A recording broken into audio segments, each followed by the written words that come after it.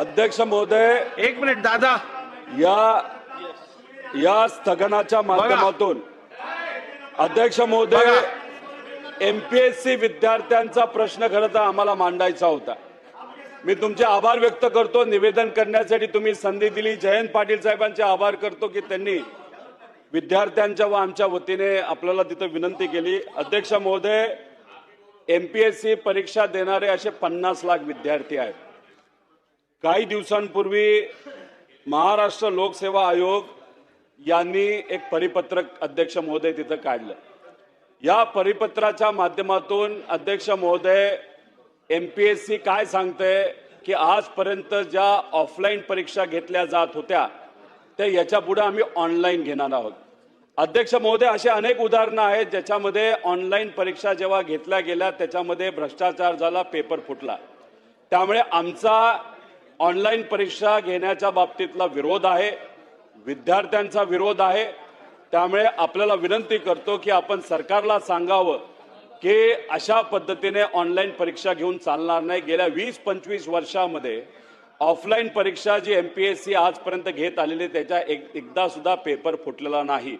नॉर्मलायझेशनचा मुद्दा आहे, पेपर फुटीचा मुद्दा आहे, लांबचे परीक्षा केंद्र त्या ठिकाणी दिले जातात तोही मुद्दा आहे.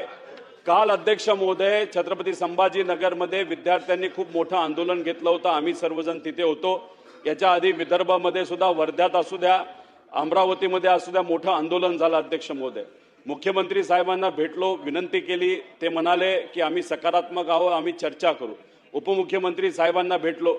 अध्यक्ष महोदय, काही झालं तरी पुढच्या काही दिवसांमध्ये सरकारकडनं निर्णय, नाहीतर एमपीएससीला सांगण्यात यावं हा ऑनलाईन घेण्याचा जो काय घाट घातला जातोय तो त्या ठिकाणी थांबवण्यात यावं.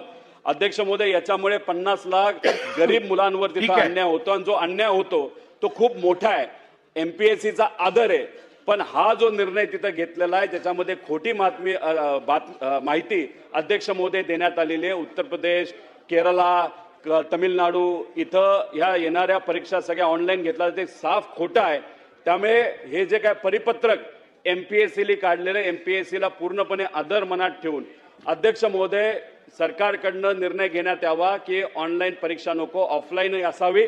आणि कृपा करून ज्या पद्धतीने हा पेपर या ठिकाणी पाडला तसंच या निर्णय सुद्धा सरकारच्या माध्यमातून कॅन्सल करण्यात यावा.